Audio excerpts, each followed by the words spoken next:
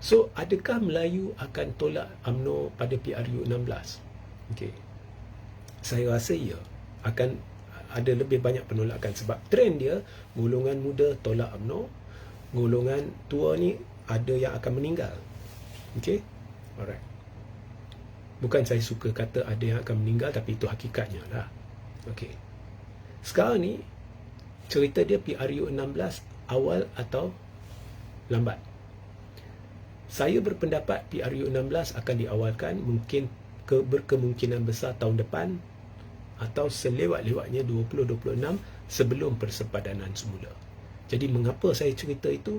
Mengapa saya berpendapat begitu? Awak perlu scroll ke bawah dan rujuk live-live saya yang lepas. Awak cari tajuk yang bila awak lihat tajuk tu awak akan tahu. Ya, saya nak ulang di sini, live ni boleh sampai 4 jam. Okay. So, sekarang kita lihat PRU 16 berlaku sebelum persepadanan semula dan PRU 16 berlaku selepas persepadanan semula. So, saya jangka PRU 16 akan diadakan tahun depan ataupun selewat-lewatnya 2026. Awal 2026.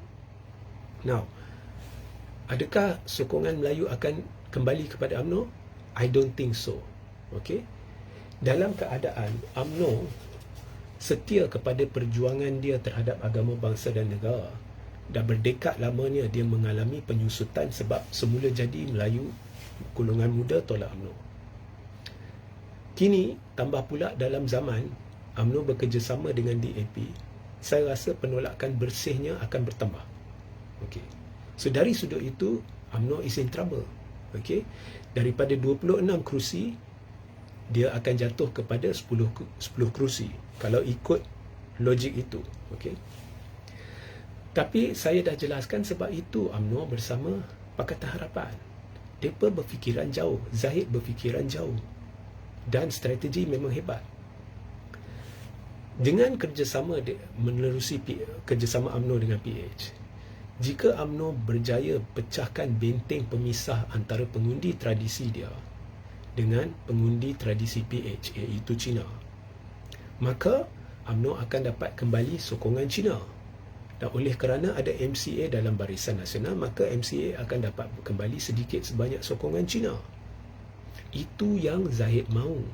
Sebab Zahid faham hakikat bahawa penolakan terhadap UMNO meningkat. Jadi untuk beri gambaran bahawa orang dah makin terima UMNO, perlu ada sokongan Cina.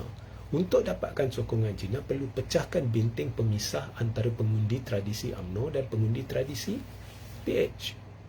So misi pertama Zahid, saya berpendapat, adalah untuk dapatkan kembali sokongan Cina. Adakah dia berjaya? Mula-mula tak berjaya. Pilihan raya 6 negeri tak boleh. Orang PH tak mahu sokong calon UMNO. PRK orang PH tak mahu sokong calon UMNO. Kemudian di mahkota, mereka berkempen sebagai jentera perpaduan. Tidak ada jentera barisan, tidak ada jentera pakatan, dia jentera perpaduan. Dan buat pertama kali DAP dan MCA dilihat berkempen bertungkus lumus di mahkota. Apa yang terjadi? Orang Cina teruja. Sekarang kuasa Cina lebih besar, suara Cina lebih besar, lebih ni. Dia teruja. Bila dia teruja, tiba-tiba benteng pemisah antara penyokong tradisi UMNO dan penyokong tradisi PH dipecahkan. Yang kita tidak jangka akan berlaku, telah berlaku. Dan akhirnya Cina PH seketui yang pada 2022 menyokong PH, mereka telah menyokong UMNO. Sokongan Melayu terhadap UMNO tidak berubah. Sokongan Melayu terhadap Perikatan tidak berubah. Ya, tetapi seketui yang sokong PH pada 2022 telah menyokong calon UMNO. Maka benteng itu sudah pecah dan ini menandakan juga Cina sudah terpengaruh dan MCA dapat manfaat daripada itu. Okay. Bila benteng ini pecah, so pada PRU 16, ya, jika UMNO menumpukan jentera-jentera dia kepada kerusi-kerusi target yang penting, okay, kalau majoriti dah besar, mereka hilang sokongan Melayu, majoriti akan menyusut. Tapi tak kalahlah, mereka tak bimbang. Tapi mereka akan fokus kepada kerusi-kerusi target di mana dijangkakan sama ada UMNO menang tipis atau kalah tipis. Okey. Dan di kerusi-kerusi itu, walaupun sokongan Melayu merosot, tetapi dengan adanya sokongan tambahan Cina, mereka boleh menang. Jadi, kalau dulu tadi saya kata pada PRU 16 disebabkan sokongan Melayu merosot, UMNO akan jatuh dari 26 kepada 10. Sekarang dengan berjaya dipecahkan benteng ini, UMNO boleh naik dari 26 kepada mungkin 32-33. Kalau PRU 16 berlaku lagi lama, lagi banyak dia boleh naik. So UMNO boleh meningkat, MCA pun boleh meningkat. Mungkin Barisan Nasional dapat 10 kerusi, 8 hingga 10 kerusi tambahan kalau PRU 16 dalam masa terdekat. Now, adakah perikatan ada kekuatan itu? Setakat ini tidak ada. Dia belum berjaya pecahkan benteng pemisah antara penyokong tradisi dia dengan penyokong tradisi PH.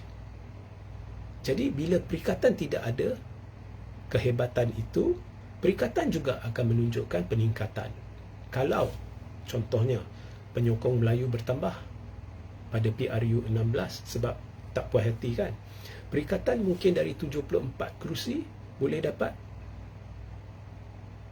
80 kerusi sebagai contoh. Tetapi kerusi itu nak datang dari mana? Kerusi itu sebahagian besarnya nak datang dari UMNO.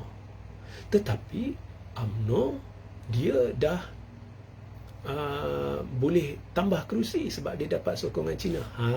So walaupun sokongan Melayu terhadap perikatan meningkat, ya, tetapi dia kalau nak curi kerusi, dia kena curi dari UMNO. Tapi UMNO akan tetap menang kerusi-kerusi di mana majoriti dia di tempat-tempat tertentu yang perikatan mahu.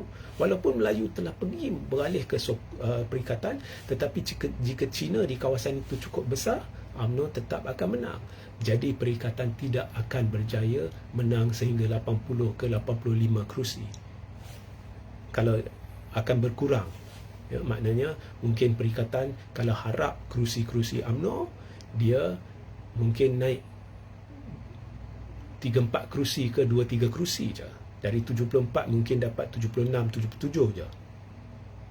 Faham? Okey. Bagaimana dengan PH? Okey. Perikatan boleh cuba curi Melayu daripada PH sebab rasa tidak puas hati meningkat. Tetapi PH ni kalau orang Melayu ni lebih kepada PKR dan amanah. Dan kerusi-kerusi yang dimenangi oleh PKR ni, majoritinya, bukan semua, tapi majoritinya majoriti besar. Jadi kalau perikatan nak curi kerusi pun, dia kena curi dari tempat-tempat yang majoriti kecil atau tipis. Boleh tak? Okey. Sekarang ni benteng pemisah antara penyokong tradisi UMNO dengan PH sudah dipecahkan.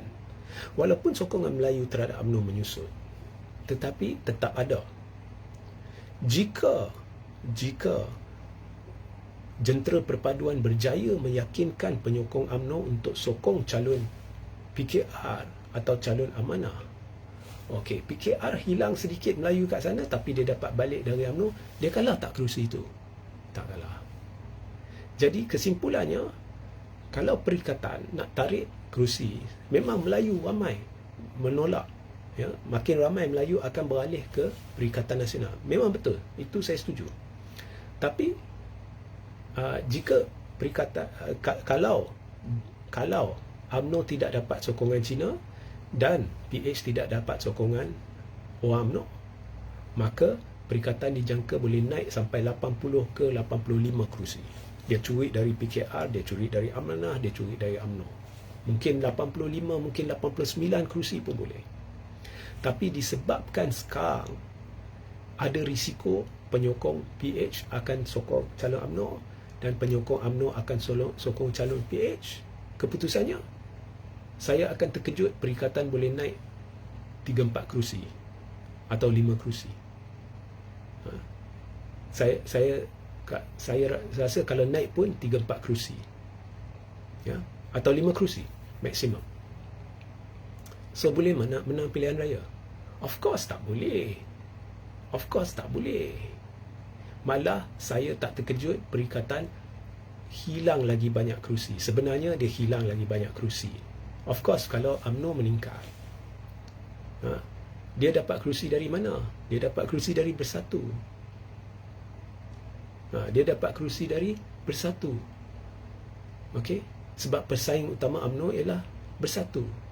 So tempat-tempat di mana majoriti Bersatu tu lebih kurang, UMNO boleh curi. Jadi kalau UMNO meningkat, Bersatu akan susut. Kalau UMNO meningkat contohnya 6 kerusi, mungkin Bersatu susut 6 kerusi. Walaupun sokongan Melayu terhadap Bersatu meningkat, tapi dia akan susut. So akhirnya UMNO akan meningkat. Barisan contohnya lah, MCA campur UMNO ni meningkat sampai 8 kerusi kalau PRU 16 tahun depan lah. PH mungkin meningkat 2 kerusi ke 3 kerusi, ya. Kerusi-kerusi ni datang dari mana? Majoritinya datang dari Perikatan Nasional. Sebab mereka berjaya pecahkan tembok pemisah antara pengundi tradisi masing-masing. So Perikatan akan drop, mungkin dari 74 dapat 68, 67. Okey. So kesimpulannya, walaupun sokongan Melayu terhadap Perikatan meningkat sekalipun pada PRU 16, okey, Perikatan mungkin akan mencatatkan pencapaian yang lebih buruk. Now, anggapan saya di sini adalah Barisan Nasional dan Pakatan Harapan berjaya ulangi strategi mahkota ketika PRU. Saya mengaku PRU dengan PRK berbeza. Jadi mungkin benda yang saya sebut ni tak akan berlaku sebab strategi di mahkota tidak akan berjaya di peringkat pusat. Itu saya mengaku. Tetapi saya sendiri percaya ianya boleh dimantapkan. Sebab itu Zahid pergi kepada PH. Dia dah tahu orang Melayu makin tolak UMNO. Jadi untuk kekalkan kerusi, dia perlu balik sokongan orang Cina. Dia perlu perkasakan lagi MCA. Macam mana nak perkasakan MCA? Ni mereka pergi, mereka berkempen bersama, dah terbukti orang Cina boleh terima. Faham? Okey.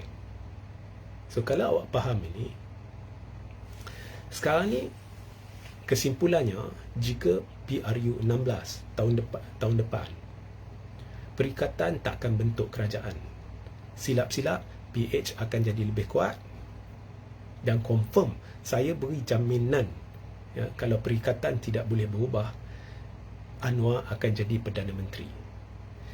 So maknanya artikel pendapat yang diterbitkan di Bebas News oleh penulis Ghaffar Muhammad, walaupun saya hormati pendapat dia, tapi saya tolak sebulat-bulatnya kerana ia tersasar daripada realiti. Dia menyasarkan sekarang ni sokongan Melayu terhadap Perikatan adalah 85%. Ya, dia sasarkan lebih kurang 85%, dan dia kata di bawah kepimpinan Tan Sri Muhyiddin and his no nonsense PN team, mereka akan menang, ya, dan PRU. Atas dasar apa dia boleh kata menang? Ya,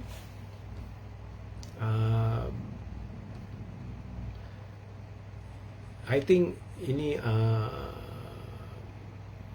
halusinasi, tak logik, ya, tak logik. Okey, tak impossible. Saya beritahu sekarang, impossible. Okey, UMNO akan kerjasama dengan PH. Melainkan tiba-tiba Zahid kata, oh saya nak kerjasama dengan Muhyiddin, ya, itu lain. UMNO akan kerjasama dengan PH. Jika UMNO teruskan kerjasama dengan PH, impossible. Okey, impossible. Itu baru satu. Kedua, soal adakah Yang di-Pertuan Agong lah ni akan terima Muhyiddin sebagai Perdana Menteri. Itu lagi satu soal. Okey, tapi impossible. Ini khayalan. Malah kalau awak lihat penjelasan saya tadi, perikatan akan merosot.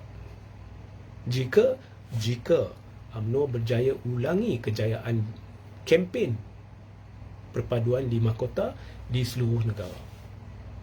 So, satu matlamat Zahid telah tercapai, iaitu pecahkan benteng, supaya walaupun sokongan Melayu pergi ke perikatan, tapi dia boleh kekalkan kerusi, malah silap bulan boleh tambah kerusi. Nampak? Begitu juga Pakatan Harapan. Pakatan Harapan pegang UMNO sebab apa? Dia dah tahu dia dah maksima. Sebenarnya Pakatan pun sedang hilang sokongan Melayu.